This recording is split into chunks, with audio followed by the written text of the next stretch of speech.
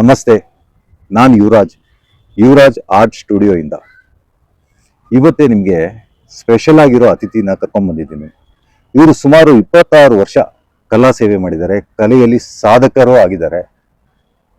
ಇವತ್ತೇ ಅವರು ಏನೇನು ಯಾವ ಕ್ಷೇತ್ರದಲ್ಲಿ ಕಲಾ ಸೇವೆ ಮಾಡಿದ್ದಾರೆ ಮತ್ತು ಏನೇನು ಸಾಧನೆ ಮಾಡಿದ್ದಾರೆ ಅಂತ ನಿಮಗೆ ತಿಳಿಸ್ತೀನಿ. ನಮಸ್ತೆ ಮಹೇಶ್ ಸರ್, ಹೇಗಿದ್ದೀರಾ? ಚೆನ್ನಾಗಿದ್ದೀನಿ. All well.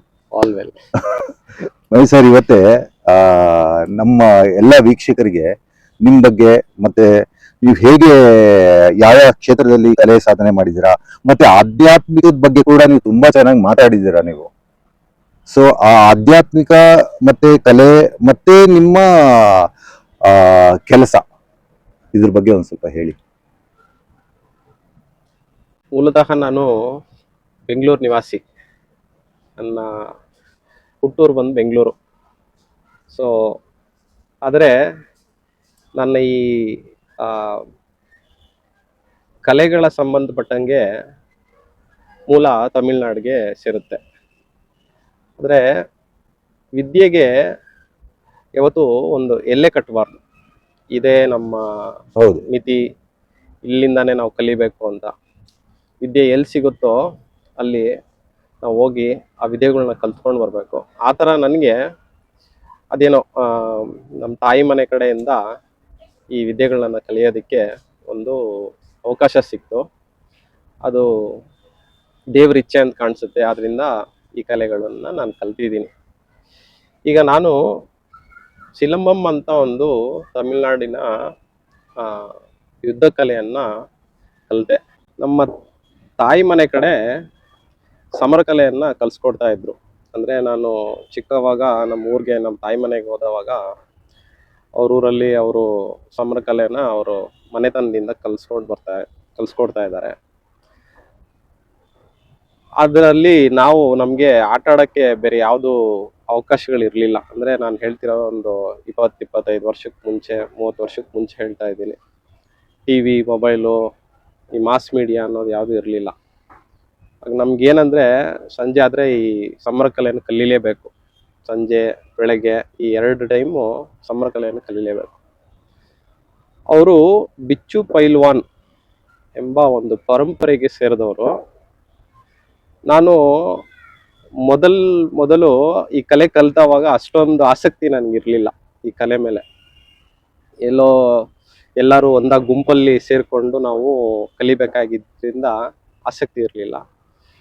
ಬೇರೆ ದಾರಿ ಇಲ್ದರೆ ನಾನು ಕಲಿಯೋಕ್ಕೆ ಶುರು ಮಾಡಿದೆ. ಈಗ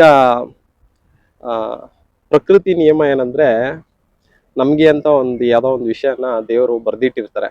ಹಂಗೆ ದೇವರು ಈ ಕಲೆನ ನನ್ನನ್ನು ಕಲಿತು 4 ಜನಕ್ಕೆ ಕಲಿಸ್ಕೊಡೋ ಥರ ಒಂದು ನಿಯಮನ ಕೊಟ್ಟಿದ್ದಾರೆ. ಅದನ್ನು ನಾನು ಈ ದಿನ ಮಾಡ್ಕೊಂಡು ಹೋಗ್ತಾ ಇದ್ದೀನಿ. ಈಗ ಈ ಕಲೆ ಕಲಿಯೋಕ್ಕೆ ಶುರು ಮಾಡಿದವಾಗ ನನಗೆ ಅದ್ರ ಬಗ್ಗೆ ಏನು ಜಾಸ್ತಿ ಗೊತ್ತಿರಲಿಲ್ಲ. ಆದರೆ ಒಂದು ಸ್ವಲ್ಪ ವಯಸ್ಸಾಗ್ತಿದ್ದಂಗೆ, ಅಂದರೆ ನಾನು ಒಂದು 14, 15, 16 ವಯಸ್ಸಾಗ್ತಿದ್ದಂಗೆ ಈ ಕಲೆಗಳಲ್ಲಿರುವ ನುಣುಕುಗಳನ್ನು ನಾನು ಕಲಿಯೋದಕ್ಕೆ ಶುರು ಮಾಡಿದೆ. ಆಗ ನನಗೆ ಅರಿವಾಗಿದ್ದೇನೆಂದರೆ, ಇದು ನಾವು ತಿಳ್ಕೊಂಡಷ್ಟು ಸಿಂಪಲ್ ಆದ ವಿಷಯ ಅಲ್ವೇ ಅಲ್ಲ. ಇದು ತುಂಬ ಅಡ್ವಾನ್ಸ್ಡ್ ಸ್ಟಡೀಸು ಅಂತ. ಮತ್ತೆ ನಾನು ದೊಡ್ಡವ್ರ ಹತ್ರ ಕೇಳಬೇಕಾದ್ರೆ ಇದನ್ನ ಅವರು ಸಮರ ಕಲೆ ಅಂತಾನೆ ಹೇಳ್ತಿದ್ದೀವಿ. ಅಂದರೆ ಯುದ್ಧ ಕಲೆ, ಅಂದರೆ ಯುದ್ಧಗಳಿಗೆ ಪ್ರಯೋಗ ಮಾಡ್ತಿದ್ದಂಥ ಕಲೆಗಳು. ಅದರಿಂದ ನಾನು ಒಂದು ಸ್ವಲ್ಪ ಹೆಚ್ಚು ಆಸಕ್ತಿ ಕೊಟ್ಟು ಕಲಿಯೋಕ್ಕೆ ಶುರು ಮಾಡಿದೆ ನನ್ನ ಆ ವಯಸ್ಸಿನಲ್ಲಿ. ಅಂದರೆ ಮೂಲತಃ ನಾನು ಬೇಸಿಗೆ ಕಾಲದಲ್ಲಿ ಒಂದು 2 ತಿಂಗಳು ಇಲ್ಲ 3 ತಿಂಗಳು ಅಲ್ಲಿ ಹೋಗಿ ಕಲೆಯನ್ನು ಕಲಿತಾ ಇದ್ದೆ. ವರ್ಷಕ್ಕೆ ಸುಮಾರು ಒಂದು 5 ತಿಂಗಳಾದರೂ ನಾನು ಖಂಡಿತವಾಗ್ಲೂ ಈ ಕಲೆನ ಕಲಿತಿದ್ದೆ. ಸೊ ಆದ್ದರಿಂದ ಒಂದು ಬಾಲ್ಯ ವಯಸ್ಸಿನಿಂದ ಒಂದು 5-6 ವಯಸ್ಸಿನಿಂದ ಸುಮಾರು ಒಂದು 17 ವಯಸ್ಸುವರೆಗೂ ನಾನು ಬಹಳ ಚೆಂದ ಕಲ್ತಿದ್ದೀನಿ. ಈಗ ಮೊದಲು ಕೋಲ್ ವರ್ಷ ಕಲ್ತೀವಿ, ನಂತರ ಕೈ ವರ್ಷ ಕರಿತೀವಿ. ಈ ಕೈ ವರ್ಷ ನಮ್ಮ ಊರಲ್ಲಿ ಗಾಟಾ ಕುಸ್ತಿ ಅಂತ ಹೇಳೋರು. ಇದನ್ನ ಮ್ಯಾನ್ ಟು ಮ್ಯಾನ್ ಕಾಂಬ್ಯಾಕ್ಟ್, ಅಂದ್ರೆ ಒಬ್ರು ಅಂದ್ರೆ ಹ್ಯಾಂಡ್ ಟೆಕ್ನಿಕ್ ಹ್ಯಾಂಡ್ ಅಂತ ಹೇಳ್ತಾ ಟೆಕ್ನಿಕ್ಸ್, ಇದ್ದಾರೆ. Hand technique purely. ಕುಸ್ತಿನಲ್ಲಿ ಇದು ಇನ್ನೊಂದು ಭಾಗ. ಹಾ. ಕುಸ್ತಿ ಅನ್ನೋದು ಒಬ್ರನ್ನ ಶರಣಾಗತೆ ಮಾಡೋದು ಕುಸ್ತಿ, ಅಂದ್ರೆ ಬೆನ್ನು ಮುಟ್ಟಿಸಿದ್ರೆ ಸೋಲು ಅನ್ನೋ ಕಲೆ ಕುಸ್ತಿ. ಅದರಲ್ಲಿ ತಾಕತ್ ಅನ್ನೋದು ತುಂಬಾ ಪ್ರಯೋಗ ಆಗುತ್ತೆ. ಘಾಟ ಕುಸ್ತಿನಲ್ಲಿ ಯಾರನ್ನ ಹೆಂಗ್ ಹೊಡಿಬೇಕು ಅನ್ನೋದನ್ನ ಕಲ್ಸ್ಕೊಡ್ಲಾಗತ್ತೆ. ಸೊ ಈ ಕಲೆಯನ್ನ ಬಂದ್ಬಿಟ್ಟು ನಾನು ಊರಲ್ಲಿ ಕಲಿಯಕ್ ಶುರು ಮಾಡಿದೆ. ನಂತರ ಈ ಕಲೆಗಳನ್ನೆಲ್ಲ ಕಲಿತಾ ಇದ್ದಂಗೆ ಈ ಕಲೆಗಳಲ್ಲಿ ಒಳಗಡೆ ಇನ್ನೂ ಇದೆ ಅಂತ ಗೊತ್ತಾಯ್ತು. ಏನಂದ್ರೆ ಅದನ್ನ ವರ್ಮ ಕಲೆ ಅಂತ ಕರೀತಾರೆ.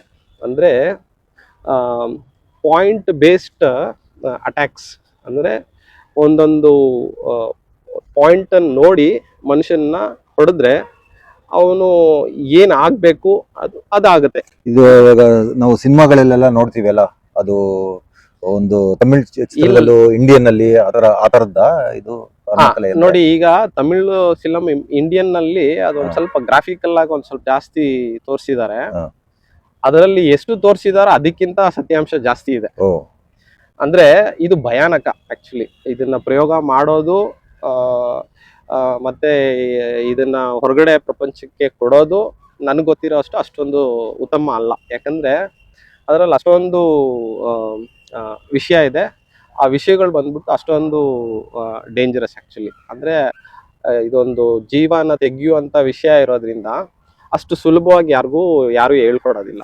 ಸರ್, ಇದು ಮೂಲತಃ ಎಲ್ಲಿಂದ ಹೇಗೆ ಟ್ರಾನ್ಸ್ಫರ್ ಆಗಿರೋದು ನಮ್ಮ ಒಂದು ಇದಕ್ಕೆ, ಅಂದ್ರೆ ಸಮರಕಲೆ ಬಂದ್ಬಿಟ್ಟು ದಕ್ಷಿಣ ಭಾರತದ್ದು. ನಾನು ಇದನ್ನ ಒಂದು ಬೌಂಡ್ರಿ ಅಂತ ಫಿಕ್ಸ್ ಮಾಡಿ ಇದು ಇಲ್ಲಿಂದಾನೇ ಬಂತು ಅಂತ ನಾನು ಯಾವತ್ತೂ ಬಂದ್ಬಿಟ್ಟು ಬೌಂಡ್ರಿ ಕಟ್ಟಕ್ ಹೋಗಿಲ್ಲ. ಭಾರತದಲ್ಲಿ ಉತ್ತರದಿಂದ ದಕ್ಷಿಣವರೆಗೂ ನೀವು ಈ ಸಿಲಂಬಂ ಅನ್ನೋ ಕೋಲು ವರ್ಷೆ ಅನ್ನೋ ಕಲೆಯನ್ನ ಎಲ್ಲಾ ಕಡೆ ನೋಡ್ಬೋದು. ಪಂಜಾಬ್ಗೆ ಹೋದ್ರೆ ಘಟ್ಕ, ಆಂಧ್ರಾಗ್ ಹೋದ್ರೆ ಕರ್ರಸಾಮು, ಕರ್ನಾಟಕಕ್ಕೆ ಬಂದ್ರೆ ಕೋಲು ವರ್ಷೆ, ತಮಿಳ್ನಾಡಿಗೆ ಹೋದ್ರೆ ಸಿಲಂಬಂ. ಇದು ಕಲರಿಪೈಟ್ಗೆ ಇದಕ್ಕೆ ಏನು?